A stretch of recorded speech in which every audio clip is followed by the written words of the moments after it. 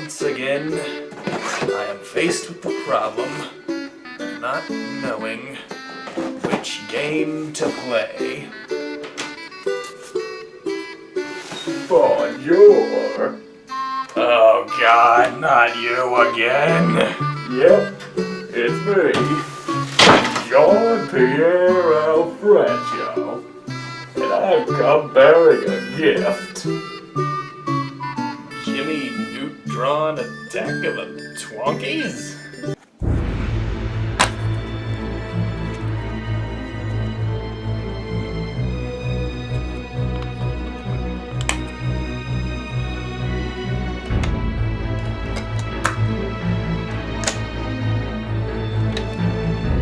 Okay, now I just need to hook it up, and I keep the cables right here in the window. Ha! Now you can't make me! How did you... Because I'm French. That does not answer my question. Now, sit down and play the game. I'm trying to protect your Twonkies. Well, I liked the show. How bad can the game be? When you start the game and watch the opening cutscene, you'll notice that it starts the same way as the actual episode, with Jimmy telling the class about comets while demonstrating his newest invention, while Cindy heckles him. You're slipping, Neutron. Real comets have long, pretty tails, not little stumpy ones. The cutscenes leading up to the first level follow the opening of the episode exactly. Then you get to play and, oh, the camera is inverted both vertically and horizontally. But at least there's an option to turn off the vertical inversion. Let's get some sense of normality here, and it's still inverted. Okay, turn it on. Still inverted. The option to turn off inverted controls doesn't work. Yeah, I'm cool with that. Moving on, the first level is of course a long, drawn-out tutorial that you can't skip, the footage of which is missing due to a recording error and my refusal to replay it. After learning how to play the game, you collect 4 pieces needed to build the rocket. Then you're introduced to Carl and Sheen's subplot, with Carl wanting a pet and Sheen auditioning for the chorus. Then Jimmy flies off to land on the comet Twonkus 3. Now we have a segment where you have to dodge asteroids and space garbage to reach an abandoned space station. Here you are tethered to the rocket to avoid drifting off into space, but your movement is limited while you're tethered, so you need to grab a magnet and invent a new gizmo to stay on the space station without the tether. Gizmos are basically power-ups that stay in effect for a short time, but we'll talk more about those later. While exploring the space station, you come across a puzzle with lasers and mirrors, and I'm not exactly sure what to do here. I just pressed buttons until it worked, so apparently you don't have to think too much about it. Next, you run across a glass bridge while dodging space rocks, then you loot the place and move on to another rocket section that leads to Twonkus 3. Here you look for 3 mineral deposits and have Goddard dig them up for you, and along the way you find these walls that Goddard can break by throwing a bone over them. Then he goes to fetch the bone and destroys anything in his path. Further in, you come to a pillar that you need to destroy and conveniently find what you need to invent the refracto ray. And when you invent anything in this game, it does that thing from the show where you see Jimmy's brain, which brings me to the question, why is there a sign inside Jimmy's head that says Earwax Museum? Who would even see that aside from the person playing this game? And this happens every time you invent something, whether it's an invention, a gizmo, or a super invention. It happens every time and there's no way to skip it. Now you use the refracto ray to shoot the pillar down, collapsing the cave on top of yourself. Oh no, now there's no way out! Nice move, genius! Now how are you supposed to get out? Oh wait, there's a hole that goes back to the rocket. And now we have the first boss of the game, where you don't even have to fight it, you just have to get back to the rocket while dodging the boulders this thing throws before it destroys the rocket. Back on Earth, Jimmy meets up with his friends at school, and just like in the show, Carl was allergic to every animal, and Sheen was rejected from the chorus. That's because I'm terrible. Now, so far the game has followed the actual episode exactly, but here is where the game starts to deviate from the show. And from a game design standpoint, I can understand having to take liberties with the source material for the sake of making a game, so I'll let that slide. A little Twonky comes up out of the box of minerals, then Sheen hears his favorite song on the radio, turns it up, and breaks the knob off. Reacting to the music, the Twonky transforms into a monster and burps up a bunch of babies. Carl and Sheen get out, but Jimmy gets trapped in the classroom with the Twonkies. So now you have to find a way out. Looking around the room, you find what you need to build the shrink ray, so I tried shrinking the Twonkies, and that only makes it so that they can't hurt you, and they only stay shrunk for a fraction of a second. Mirror, mirror on the wall, what am I supposed to do? There's no time for a makeover today. That doesn't help me! After a few minutes, I figured out you're supposed to shoot the mirror with the shrink ray so you can slip out of the room. Once in the hallway, you find Goddard again, and inside one locker you find an upgrade that lets Goddard search for any useful items. But every item you need is in a locker that's marked with a piece of white tape, like the one that had the upgrade in it. You can plainly see the lockers you're supposed to open, but you can't open them until you tell Goddard to tell you to open them. Also, I noticed if you jump on Goddard's back while he sniffs around and he moves away from Jimmy, he will be standing in midair until you try to move. And when you leave the hallway with Goddard, he doesn't follow you. He only appears in certain areas to solve puzzles and search for things. Now you go to the library where Butch threatens to beat you up if you come down the stairs. And of course you need to go down the stairs, so to get rid of Butch you have to drop books on him. But if you miss, he throws them back at you and they are very easy to dodge. So there's no real punishment for making mistakes. Once Butch is gone, you have to check the records on the computer for a book on Twonkies 3. Then you go to the book, which is on the upper floor, so you didn't need to go downstairs in the first place. And all this does is have Jimmy say something, then you leave the library, and the thing with the book and the computer was completely pointless, aside from forcing you to deal with Butch. Now you find the kids in the gym cornered by Twonkies, and you have to turn on the radio to get their attention, then turn on the vent using the retro wrench, which is just a wrench with a calculator strapped to it.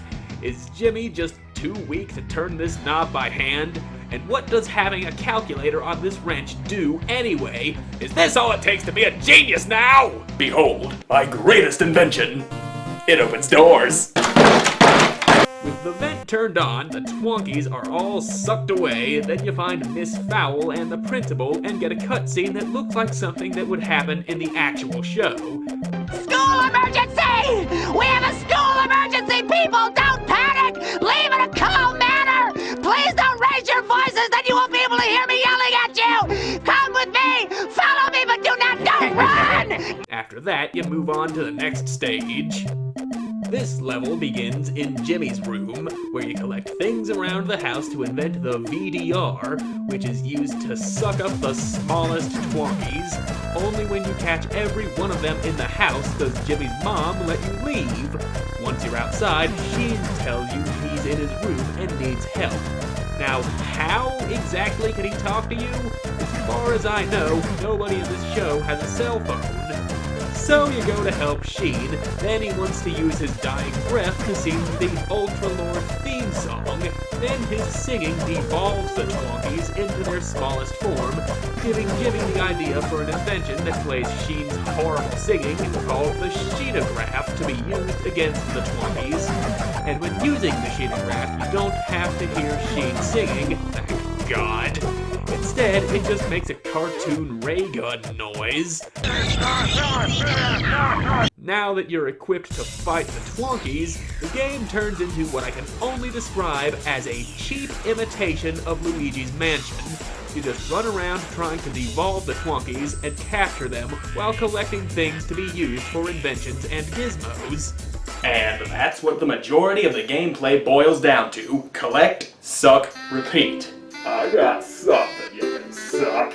I swear to God, if it's a baguette, I will slit your throat!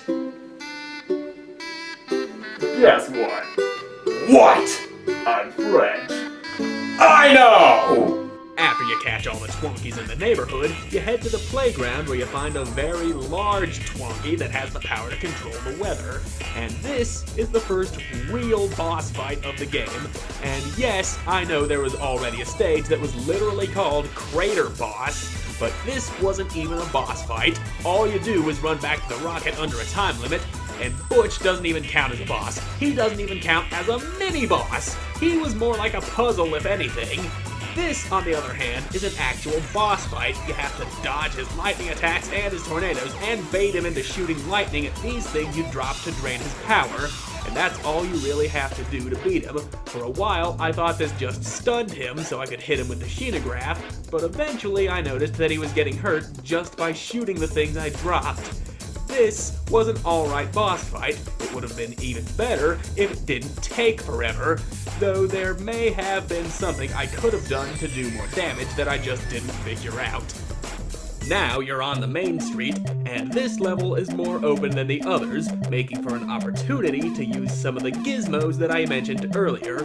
In this game, gizmos are, for lack of a better word, power-ups. The two most useful ones are the Super Health Recharge, which fully restores your health when you can't find any health pickups, and is limited only by the battery power you have, which is used for every invention and gizmo you have. The next one is the Speed Shoes, which makes you run a bit faster while playing a 15-second loop of a legally safe knockoff of Yakety Sax.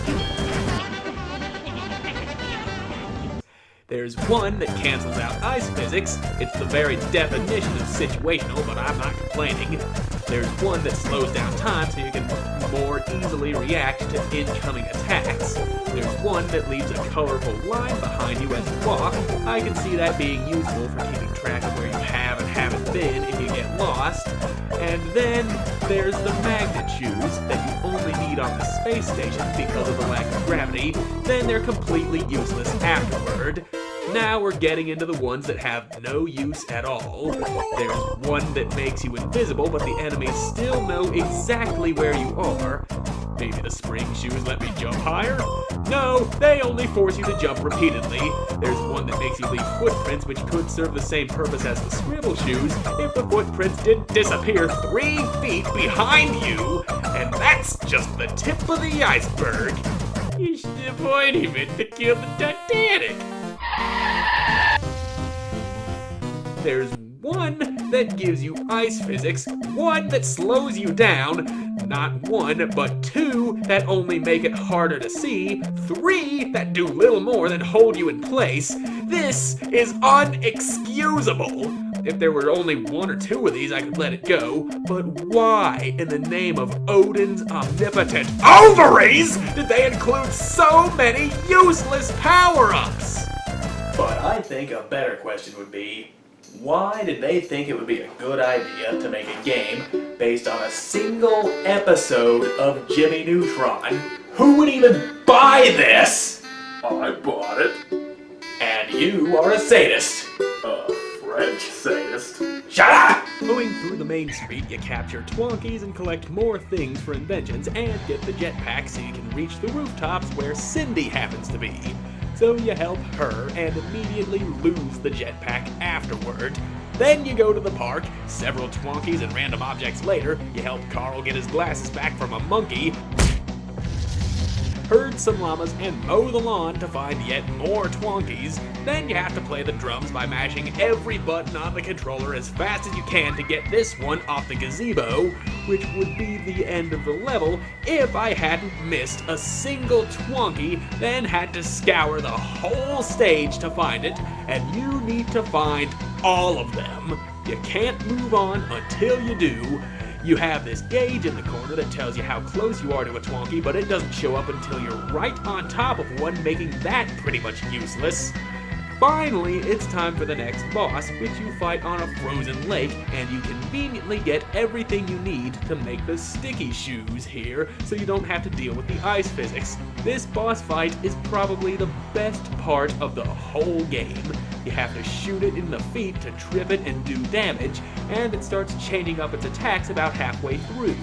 If there's one thing this game did right, it was this boss fight. with the boss dead, not captured, dead, because Jimmy drowned it in the lake, you're now off to Retroland, where you meet Sheen, who went to ask Ultra Lord himself for help, but he was taken into the Bat Outta Heck ride by the Twonkies, and to get in, you need 50 arcade tokens, so you go to the arcade, but Nick locked himself in, and he won't open the door till you catch all the Twonkies, and the whole time Sheen keeps popping up telling you to get to the arcade, which doesn't get annoying at all. The Twonkies here are faster and stronger than the ones you already faced, so you need to actually dodge them or risk getting killed, which has no consequence at all aside from being sent back to a checkpoint. The enemies don't get any of their health back either, so death is more of a minor inconvenience. But I still dodged them anyway, and when that happened, I needed to turn around to keep shooting them, but the camera was faced in the direction I was facing before, so I didn't know if they were coming in for another attack or if I was even still hitting them. And since you press B to shoot and move with the left stick, and there's no way to change the camera while running and shooting. Why couldn't they put in a way to lock onto the enemies? Well, if you press the L button, it snaps the camera into the direction that Jimmy's facing. Don't you have anything better to do? Yeah, I could be eating croissants on top of the Eiffel Tower, staring at the arch to dry up. I get it, you're Spanish! French. Australian. Now that you're in the arcade, you have to beat Nick's high score on all the games to earn the tokens you need, and the arcade games are actually pretty fun. Probably because they're actual arcade games that have just been reskinned, with the added benefit of seeing a reflection of Jimmy's gargantuan head on the screen, and some of these arcade games have some good music.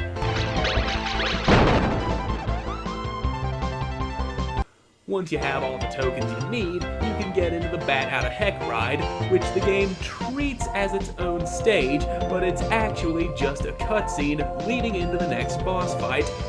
This boss kinda sucks. It just floats around making spider webs and throwing worms at you, and you have to charge these things up and throw them underneath the boss to catch him in the light, which drains his health, but he regenerates health as soon as he's out of the light, so you just have to keep spamming these things so that there's nothing but light.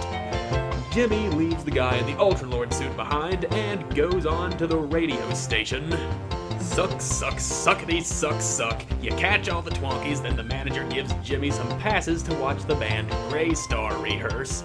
Jimmy brings Carl and Sheen along to the rehearsal while they wait for the comet to come back in range to send the Twonkies back, and Jimmy, being the genius that he is, brings his backpack full of Twonkies to the rehearsal with him. Reacting to the music, they all fuse together into the final boss of the game, and it just alternates between the abilities of the bosses you've already fought, and brings nothing new with it. The boss is dead, everything is back to normal, Carl and Sheen's subplots are basically thrown away faster than they were introduced, then a little Twonky comes out of Sheen's backpack at his house and hops away, and then it says, "The end!" Or is it? And that's how the game ends. There's also a bonus level unlocked after beating the game, and it's just a jetpack race against Carl and Sheen, and this race cheats. You have to fly through all the rings in order, but sometimes this one ring decides it doesn't want to work, and Sheen keeps knocking me off course, and there's no reward for winning either. All in all, this game sucks. The gameplay is uninteresting and repetitive. Now, repetition isn't necessarily a bad thing if it's done right. Take Monster Hunter, for example. It's one of the most repetitive games I've ever played in my life, and I love it. I don't mind repeating the same hunt over and over again to get the material I need because it's so much fun, but this is just boring. The occasional change of pace is nice, and the characters all act and sound like they do in the show. So this game is kind of a mixed bag, but the bad definitely outweighs the good. Yeah, this game sucks, but I expected it to be worse. Yeah, I might have set the bar a little too low when I made you play Beast Quest. No kidding, Beast Quest makes this game look like a masterpiece. I think I may just have to try harder looking for terrible games for you to play. Please don't. Au revoir. Finally, he's gone. Can I borrow some money for the bus? Son of a... Merci. I am so unbelievably French. Yes, 911. I was just held against my will by a guy in a mask. I think he was Italian.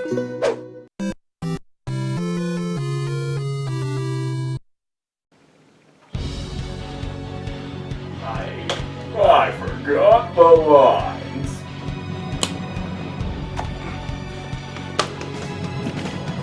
Well, I just bumped the camera, gonna have to start that over.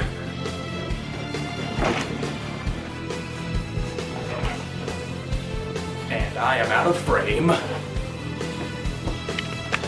I get it! You're French! Yeah, this game sucks, but I expected it to be worst. Wait, worst? And the camera's wrong. Perfect. Yeah, no, yeah, I'm full. Destroys anything in his path. But the path. Good English there, me. So I tried shrinking the Twonkies, and that only makes it make. He'd get out of get this son of a throws the books back at you, and then there's and then the thing with the book is the son of a god monkey barger and confinement. That's not a word, I don't think.